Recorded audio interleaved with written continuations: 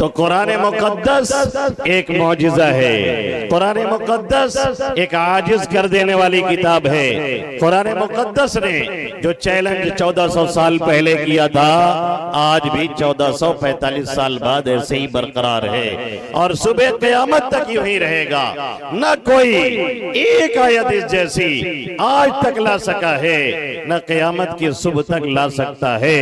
तो जो लोग इसको मौजिज़ा समझे थे और जिन लोगों ने इसे कलाम-ए इलाही बावर किया था और जिन लोगों ने इसे कलाम-ए इलाही समझा था, उन्होंने इससे ताल्लुक पैदा किया था और रात और दिनों के औकात में इसे पढ़ना, इसे समझना, इसकी तालीम देना, इसको इल्म हासिल करना और इसकी तफसीर को सीखना और इस पर अमल करने की कोशिश करना, यही उनका मशगला रहा। नतीजा ये निकला कि दुनिया के जिस इलाके में भी वो गए, उन्होंने भी पूरी दुनिया को आजिज करके रख दिया और जहां भी कदम रखा पूरे के पूरे इलाके को उन्होंने चेंज और डेवलप करके रख दिया।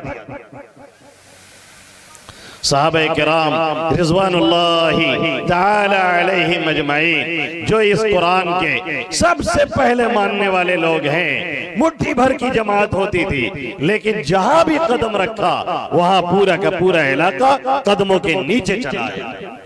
ग़ज़वा मूता में हमारी तादाद कितनी थी? 3000 और रोमियों की तादाद कितनी थी? 1.5 लाख या उससे भी ऊपर। नतीजा क्या निकला?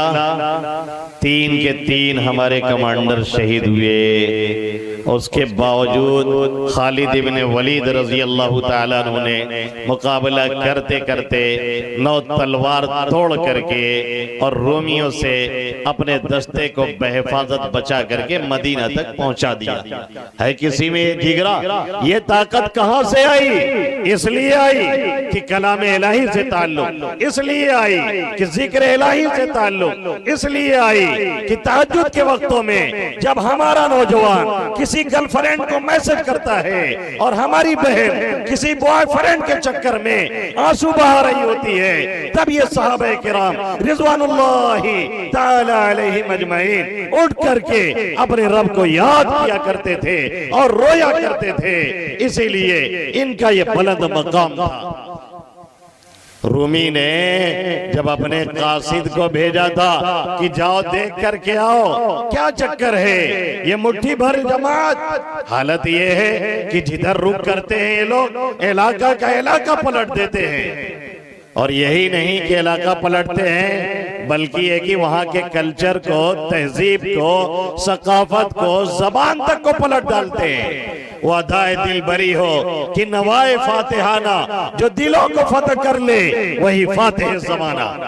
ये हाल था उनका। इलाका नहीं पता करते थे, सिर्फ इलाके के लोगों पे राज करते थे। राज, जुबानें बदल देते, सोच बदल देते, कल्चर बदल देते, तहजीब बदल देते, रहने सहने का तरीका बदल डालते थे और मिनटों और सेकंडों में वो अदाए दिल बरी हो कि नवाए फातिहाना, जो दिलों को फतह कर ले वही फातिह ज़माना।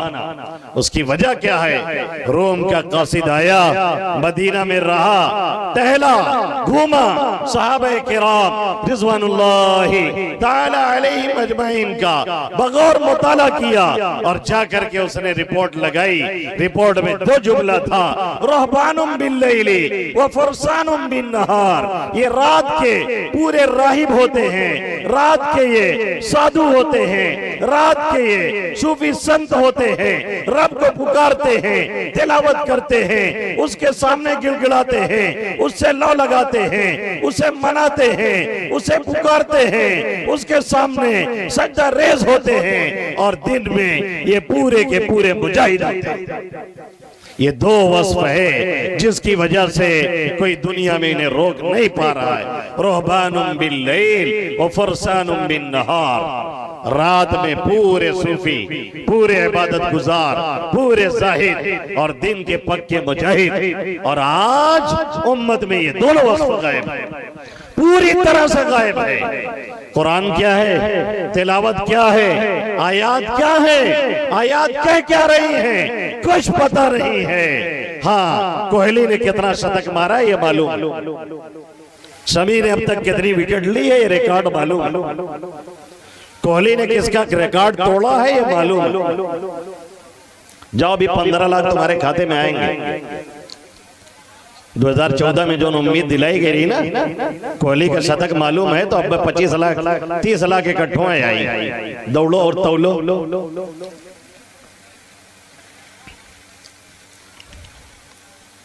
जब जब जब जब मत मारी जाती है और तबाही मुकद्दर हो जाती है, तो उम्मत को अपनी तबाही के असबाब दिखते नहीं, जैसे हमें नहीं दिख रहे और आपको नहीं दिख रहे। और ये याद रखिए, हालात से अंधे बनने की वजह से हालात ना आए ये पॉसिबल है ही नहीं।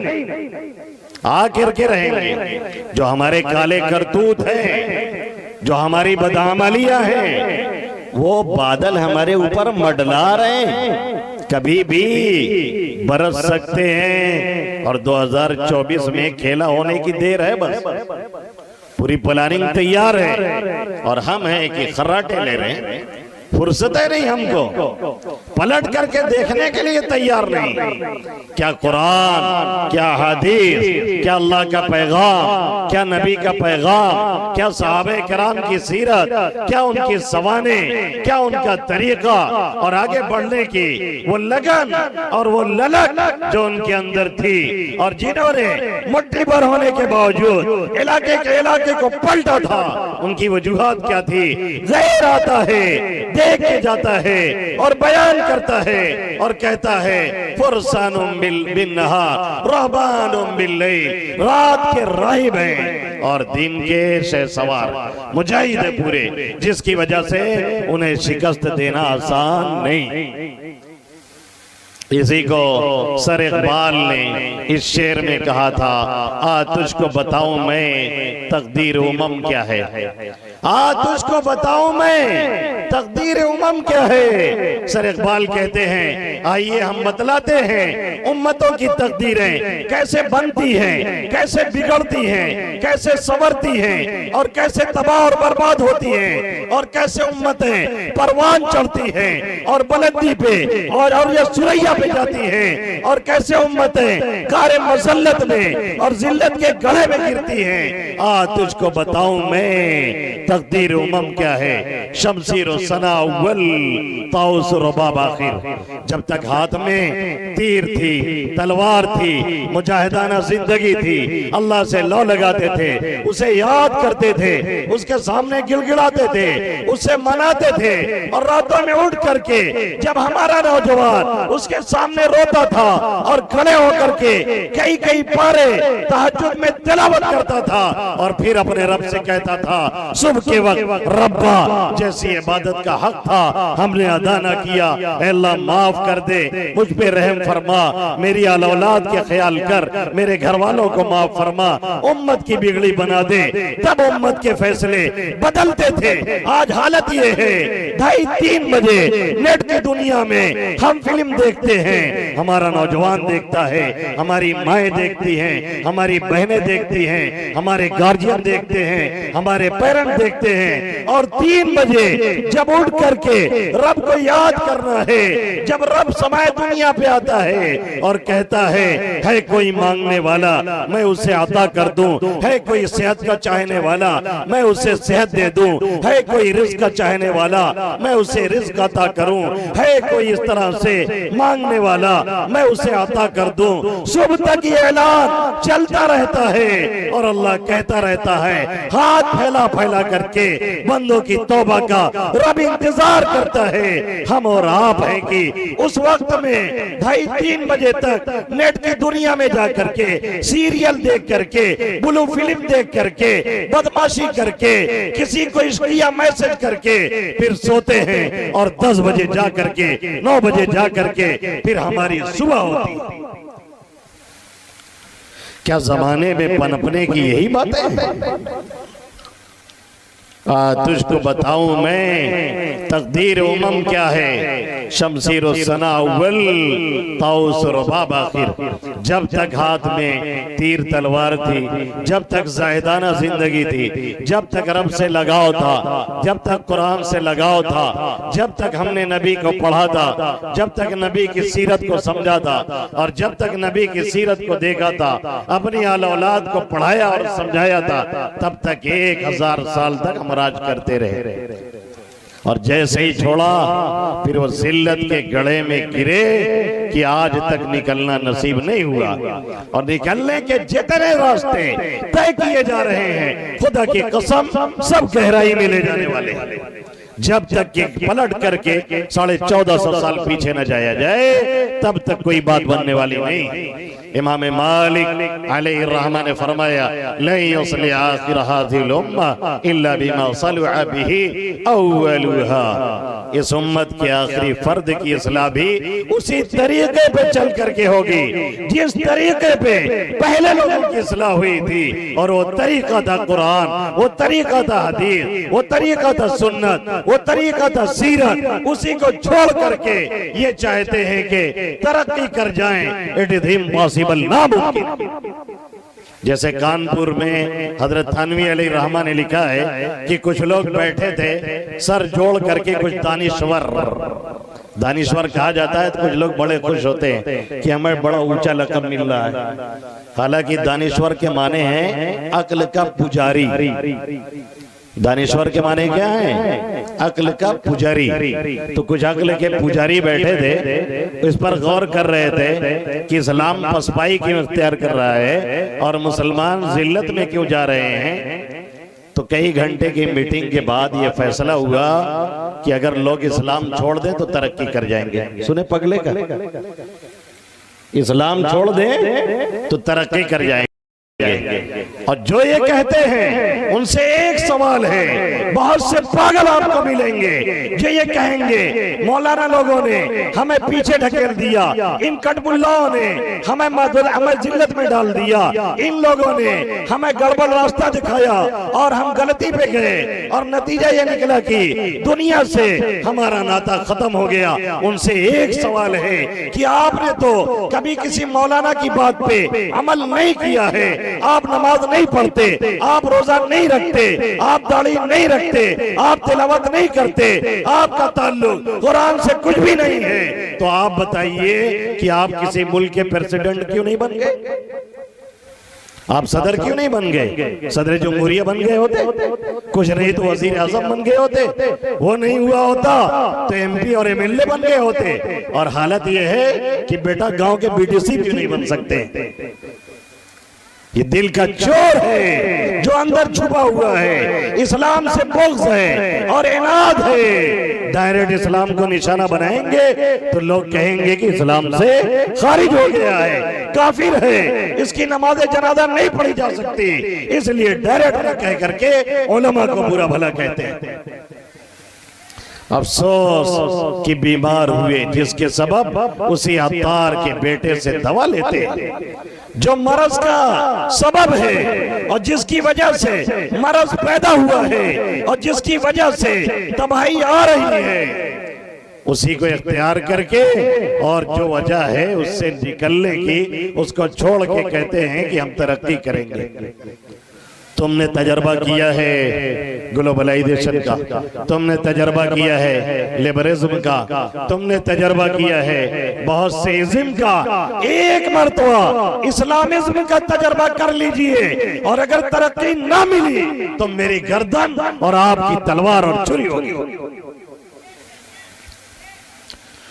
वो मुअज़्ज़ज़ थे जमाने में मुसलमान होकर, हम खार हुए तारीखे कुरान होकर। ये रातों रात जो नेट की दुनिया है और जो खुराफात है हमारी और आपकी, गार्जियन भी उसी में है, पेरेंट्स उसी में है, दादा भी उसी में है, नाना भी उसी में है, बड़े भी उसी में हैं, बूढ़े भी उसी में हैं। कल के हमारे लोग जब 40 प्लस होते थे तो आम तौर पे घर के काम काज से दूरी अख्तियार करके अल्लाह अल्लाह शुरू करते। जब देखो तिलावत, जब देखो मुसल्ला है, जब देखो तस्बीह है। आज हालत ये है, जिन जेब में तस्बीह होती थी वहाँ मोबाइल ने जगह लिया, और जिसमें तस्बीह और मिसवाक दोनों रहती थी वहाँ डबल डबल मोबाइल ने जगह लेकर के तस्बीह को और इसी तरीके से मिसवाक को खैरबात कह दिया। और जो हमारे बड़े, हमारी माएँ, हमारी बहनें कभी कोने में, किनारे में 10-20 मिनट बैठ करके अल्लाह अल्लाह करती थी और रब से लौ लगाती थी, वो भी अब तन्हाई में बैठ करके उसी सीरियल और गाने में मस्त। ये हमारा और आपका और हर हर घर का हाल है। और सबको चाहिए ताबीज, जिसको देखो मौली साहब बहुत हालत खराब है, कब हुआ घर में बरकत नहीं, सोई तो छता पे धम धम होता है, ऐसा लगा था कि चरपैया खींचत है, ऐसा लगा तो हूँ होता है, कोनवा में से जिसे आवाज आवाती तब ताबीज दिया दो। ताबीज नहीं, खीला नहीं, खूटी नहीं, जड़ फुकवा का लाके गाड़ दो तब वो कुछ होने वाला नहीं। सबसे बड़े शैतान तो हम हैं, जिसने नमाज छोड़ी, जिसने जिक्र छोड़ा, जिसने तिलावत छोड़ी, सबसे बड़ा शैतान वो खुद घर में पड़ा है। तो तावीज किसके लिए गाड़ी जा रही है, किसके लिए तावीज ली गई है? हमारी माएँ बहनें, हमारे बड़े बूढ़े पहले जैसे थोड़ा उम्र हुई फौरन मुसल्ला पकड़े, तस्बीह हाथ में, दिन रात तिलावत, वही नमाज, वही जिक्र, वही अल्लाह अल्लाह, वही रब को पुकारना, वही रब से लो लगाना, वही रब को मनाना। नतीजा ये निकलता उनकी औलाद देखा देखी पाप, देखा देखी पुण्य, देख करके आदमी अच्छाई करता है, देख के बुराई करता है। आने वाली जनरेशन पे असर पड़ता था, उनकी जुबानों से कभी कलमा निकलता, कभी दुरूद निकलता, कभी हमद निकलती, कभी नाच जारी होती। आज हालत ये है, हमारे छोटे छोटे बच्चे इतनी कच्ची कच्ची गाली देते हैं कि कान भी सुन करके दंग रह जाता है कि बच्चा क्या कर रहा है। हमारे जो छोटे बच्चे हमारे यहाँ के हैं, जिन भाई बहनों की दूर शादी हुई है हमारे खानदान के लोगों में, उनके बच्चे जब गांव रह करके फिर घर पे आते हैं मदरसे पे, तो कभी कभी खेलते उलते वो कच्ची गाली निकालते हैं कि अलामान अल हफीज। समझ में आता है कि गांव का माहौल और घराना कितना करपट है। माँ की गाली, बहन की गाली, बच्चे की गाली, यहीं से हमारी लैंग्वेज खराब है और जुबानें गंदी है। और चाह रहे हैं कि बच्चा बोले तो फेल जाए, ये पॉसिबल है? बबूल का दरख्त लगा करके आम खाने की कोशिश क्यों किया जा रही है?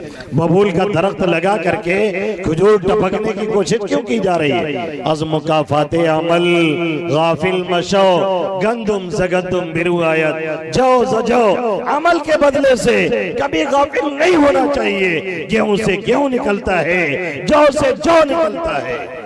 कल के हमारे गार्जियन, हमारे पेरेंट, हमारी माएँ, हमारी बहनें ये अपनी गोद का ख्याल करती थी, होने वाले बच्चे का ख्याल करती थी। बच्चा गोद में होता, इनकी तालीम में, इनके दुरूद में, इनकी तिलावत में, इनके नमाज में, इनके जिक्र में इजाफा हो जाता था। नतीजा ये निकलता, बच्चा आता था, इसी माहौल में रहता, इसी हालत को देखता, बच्चा बड़ा होता, कलमा पढ़ता, बच्चा बड़ा होता, दुरूद पढ़ता, बच्चा बड़ा होता, कुरान से ताल्लुक रखता, बच्चा बड़ा होता, कुरान को लौ लगाता, बच्चा बड़ा होता, कुरान हाथ में लेता।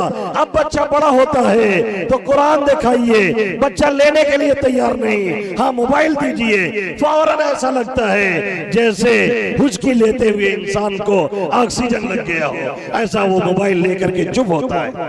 रोते हुए बच्चे को हम लोग मोबाइल ऐसा देते हैं जैसे लगता है कि आखिरी वक्त में किसी को ऑक्सीजन मिल गया। ये कमी हमारी, ये कमी आपकी, ये कमी हमारे दादा की, ये कमी हमारे नाना की, ये कमी हमारे बड़े की, ये कमी हमारे बूढ़े की। इन्होंने मुजरिमाना गफलत बरती है और उसके बाद कहते हैं मौलाना लड़का बड़ा कमीना है, तोरे मदरसों में गवा है, तनियों का ठीक कह देते हो। मैं अक्सर मुस्कुरा के कहता हूँ मदरसा कोई फैक्ट्री नहीं है कि इधर से डालू उधर से ठीक होकर के निकल आए। सबसे पहला मदरसा माँ की गोद, दूसरी तरबियत का बाप की गोद, तीसरी तरबियत का घर का माहौल इसमें नहीं डाला गया है तो अब भेज करके तबाह और बर्बाद मत कीजिए। और अब जब बोलने के लायक हुआ, थोड़ा सा कुछ काम के लायक हुआ तो अब भेजेंगे नहीं मकतब में। मौलवी साहब तो पसंद नहीं है, कहते हैं 5 रुपये का मौलवी, शर्म नहीं आती कहते हुए? ये हमारी और आपकी कमी है जो 5 रुपए का है। जिसको 50 हजार का होना चाहिए, लाखों का होना चाहिए, वो 5 रुपए का आपके नजदीक है। और मौलवी लोगों से भी कहता हूं, अगर कौम नहीं कद्र कर रही है तो आप बेफिक्र रहा करें, आपकी कद्र अल्लाह के यहाँ बहुत बड़ी, बहुत बड़ी, आप सोच नहीं सकते। कल क़यामत में अल्लाह उलमा से कहेगा, हमने इल्म इसलिए नहीं दिया था कि तुम्हें अजाब दे। हदीस है, हदीस, मैंने इल्म इसलिए नहीं दिया था कि तुम्हें अजाब दे, हमें मालूम था कि तुम क्या करोगे। कुछ थोड़ा बहुत जो गड़बड़ सड़बड़ है, मैंने इल्म दे करके तुम्हें बुलंद मकाम दिया था, इसलिए जाओ, सबको मैंने माफ कर दिया, तुम जन्नत में चले जाओ। ये क्या हो रहा है भैया? वो माइक वाला मुझसे कह रहा है तुम बंद कर लो, बहुत हो चुका है। मैं बंद कर रहा हूं, 10 मिनट और, 10 मिनट और।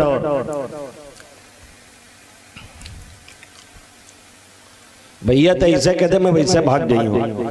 हलो हलो ना कर, मैं हलो हलो से घबराते हो डरते हो नहीं, समझ में बात आई? ये पीट पाट से हमारे ऊपर कोनो असर होने वाला नहीं।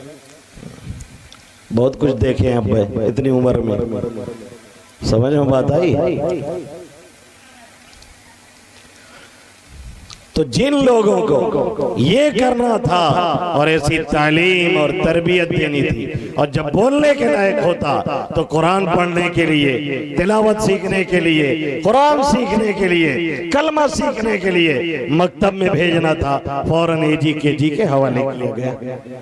हर तरह से बिगाड़ा गया है। और उसके बाद ये चाहते हैं कि बुढ़ापे में हमारे काम आए, ये चाहते हैं कि बुढ़ापे में हमारा एहतराम करे, ये चाहते हैं बुढ़ापे में हमारी खिदमत करे। हो ही नहीं सकता है, उसने पढ़ाई नहीं है। वालिदैन कौन होते हैं, उसने पढ़ाई नहीं। अम्मा अब्बा के हुकूक क्या है, उसने पढ़ाई नहीं। वालिद और वालिदा क्या है, इस्लाम उनके बारे में क्या कहता है, उसने RAT रेट और CAT कैट पढ़ा है। तुम मर जाओगे, वो जनाजे में खड़ा होगा तो जनाजे की दुआ भी नहीं पढ़ेगा, और चले जाओगे तो तुम्हारे लिए एक मरतबा दुआए मगफिरत भी नहीं करेगा। और मुजरिम कौन? हम, हमारे दादा, हमारे नाना, हमारी दादी, हमारी नानी, हमारी खाला, हमारी फूफी, हमारी ममानी, हमारी बहनें, ये मुजरिम है। और कहते हैं मौलवी साहब लड़का बड़ा कमीना है। कभी अपना भी देखा है? अपने भी गरीबान में कभी झांक लिया करें। ये तो हमारा मुआशरा और माहौल है। कुरान के ताल्लुक से हमारा और आपका हाल ये है, और हमारे इन नौजवानों में से अक्सर का हाल ये है कि इनको गाने तो याद हैं लेकिन कलमा नहीं याद है।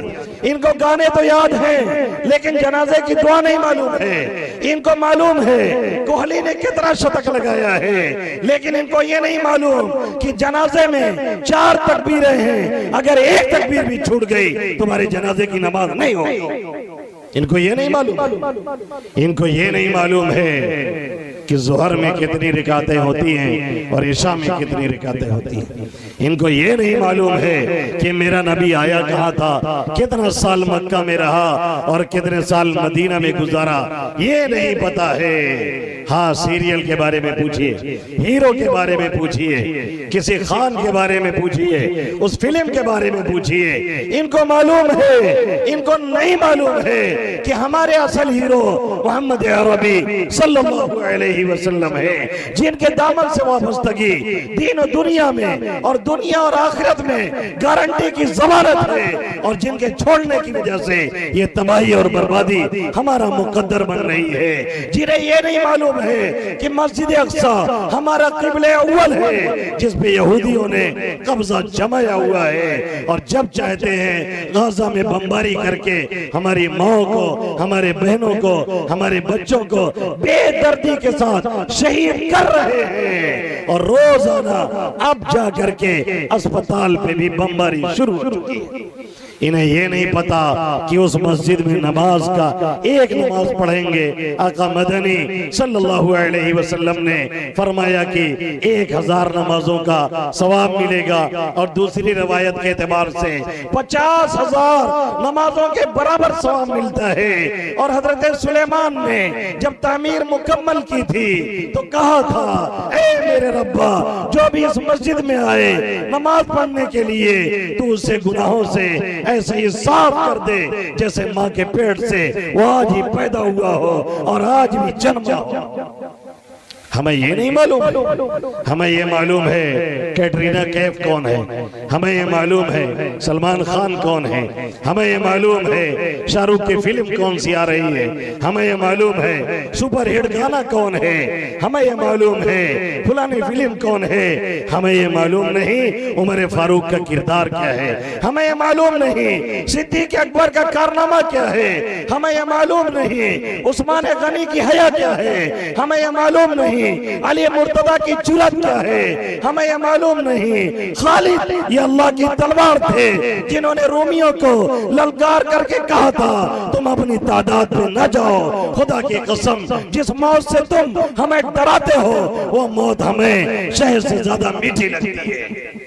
काश ये नौजवान कुरान और हदीस पढ़ते, आका की सीरत पढ़ते, सहाबा किराम के हालात पढ़ते, तो आज ये जिल्लत का सामना न करना पड़ता। तेल तुम्हारे पास, गैस तुम्हारे पास, पेट्रोल तुम्हारे पास, कहने के लिए 57 इस्लामी ममालिक तुम्हारे पास है, सारी चीजें तुम भी हो, लेकिन अफसोस मैं भी मीना भी तू, साकी भी तू, कौसर भी तू, वाह नाकामी कि तुम मोहताज साकी हो गया।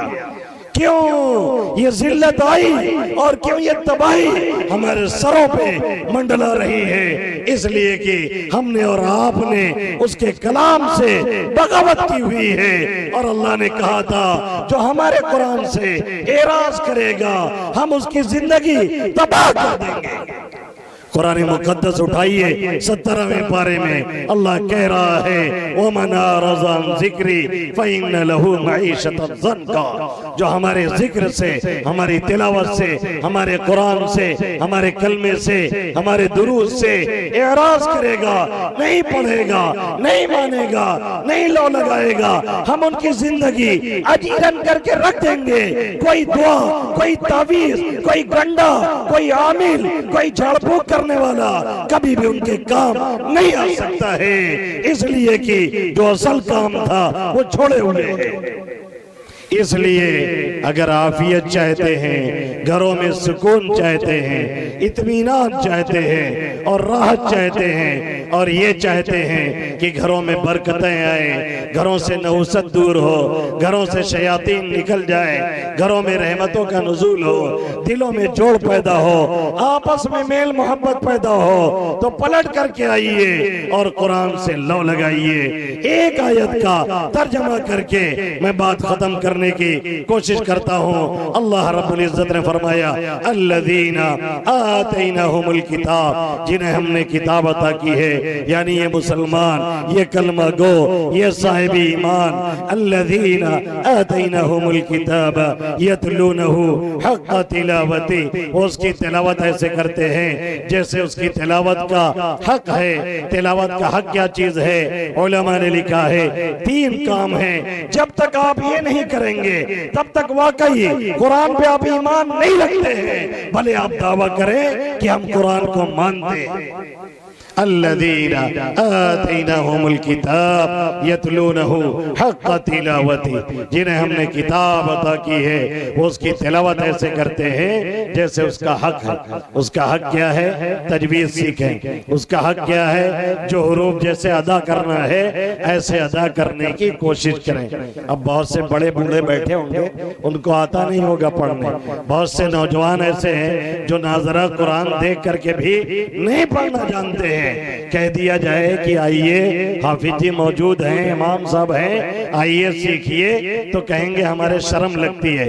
ये शर्म नहीं है, ये बेशर्मी है, ये हया नहीं, ये बेहयाई है, ये गैरत नहीं, ये बेगैरती है कि बुढ़ापे में मोबाइल ले करके पोते से कहा जाता है चलाना सिखा दो और सीखा जाता है, और कब्र में पैर लटका है, कुरान सीखने के लिए तैयार नहीं और कहता है कि हमें शर्म लग रही है। ये बेगैरती है, ये बेहयाई है। इसलिए सीखने की कोशिश करें। अगर सीखते सीखते मर गए तो अल्लाह से कम इतना कह सकेंगे कि हमने सीखना शुरू कर दिया था।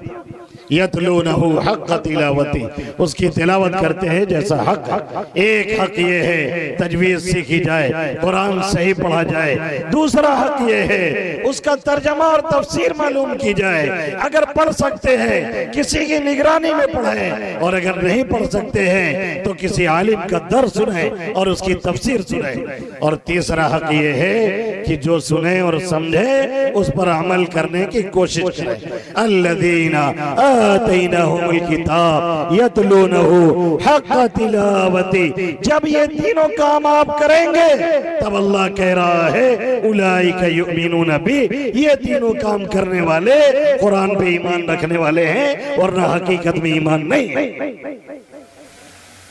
वमन यकफुर बिही, और जो इसका इनकार करेगा, इन हुकूक को अदा नहीं करेगा, यही लोग खसारे वाले हैं। कुरान ने साफ कर दिया है ये घाटे में जाने वाले हैं, तबाही बर्बादी इनका मुकद्दर बनने वाली है। इसलिए कोई भी दुनियावी तदबीर करते रहें, जब रब ने फैसला लिया है और खुल के कुरान ने कह दिया है, अमेरिका और यूरोप का कहा हुआ रोज झूठ होता है, मेरे रब का कहा हुआ कभी ना झूठ हुआ था ना हो सकता है। इसलिए अगर तबाही और बर्बादी से बचना है तो पलटिए और कुरान से लौ लगाइए। यही आज का मुख्तसर पैगाम था जो मुख्तसर वक्त में आपको दिया गया और जिसे देने की कोशिश की गई। अल्लाह रब्बुल इज्जत हमें और आपको कुरान से खुसूसी ताल्लुक और शगफ अता फरमाए, उसकी तिलावत करने वाला, उसको समझने वाला, उस पे अमल करने वाला बनाए। आमीन या रब्बल आलमीन। हयात बाकी, मुलाकात बाकी, बहुत सी बातें और दिल का दर्द बहुत सा बाकी है, फिर आएंगे तो करेंगे इंशाअल्लाह ताला। दुरूद शरीफ पढ़ें, दुआ कर ली जाए।